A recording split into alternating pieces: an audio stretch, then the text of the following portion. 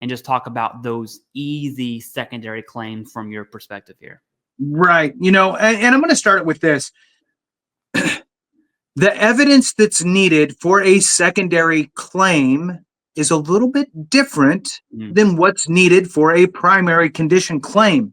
Now, when you look at a secondary claim, you still need a nexus, a link, but it's not a nexus back to your time in service. It's a nexus. It's a link to a service-connected condition. So in other words, I have a service-connected condition. That condition has now, in some way, caused this other condition. You need to prove that medically. You can't just say it happened and this is why. You have to go get some medical evidence to help support that claim. Nexus letters are essential, and they can absolutely be utilized here. If your doctor can't or won't, utilize AME, free consultation. Reach out to them and have that discussion. Information's free. Take advantage.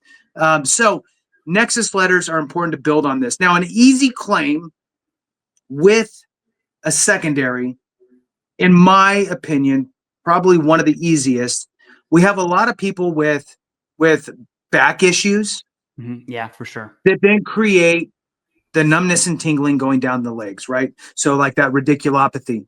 So that is a very, very common secondary condition that if you articulate it appropriately in your CMP exam, it might just get added on through the claims process. Don't rely on it. I mean, don't ever rely on the VA to get it 100% right all the time.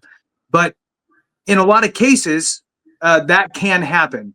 Where you get rated for your radiculopathy, that numbness and tingling down the extremities by evidence that's gathered in the CMP exam, because the CMP examiner is checking for that type of stuff.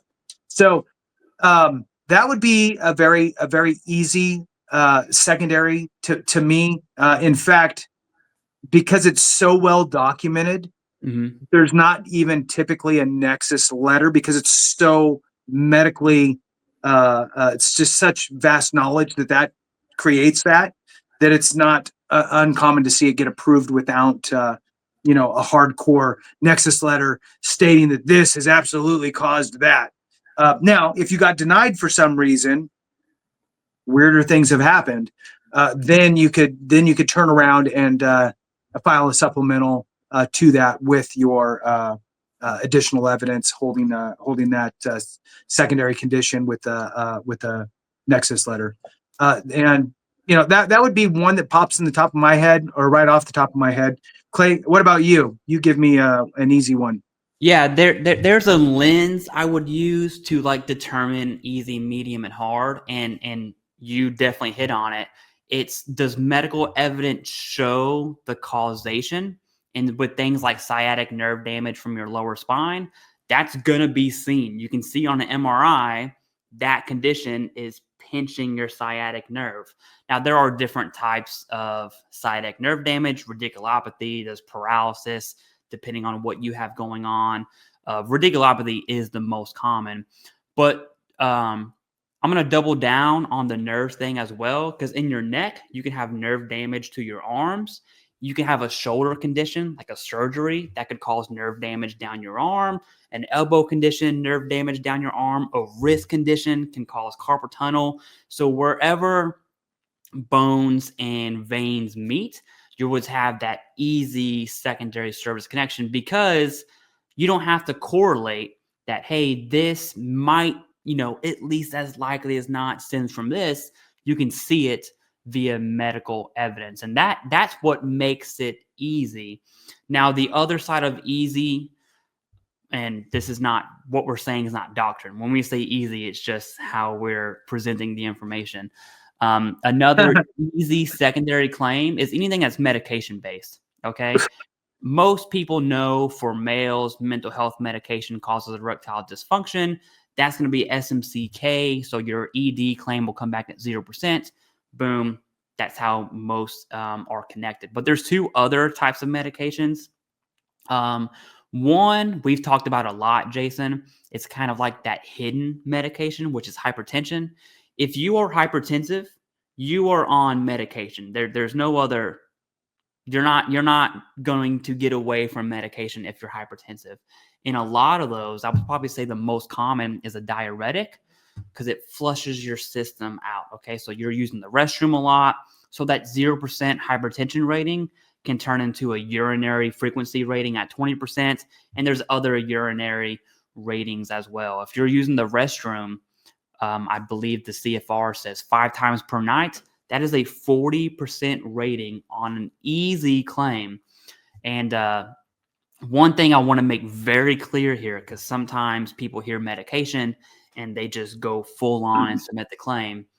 If you're taking medication, it has to be prescribed and treated for that condition that's service connected. Right. So if you have high blood pressure, but it's not service connected, and you're taking medication, even if the VA prescribes it because you're above 50% and it's free, or you're just paying out of pocket. If you submit that claim and hypertension is not service connected, that means nothing, and that claim will be denied.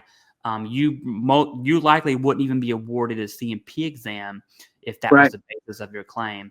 Now, I do want to bring up another connection that I put in the easy category because it is medication. However, it could very well be a hard secondary too.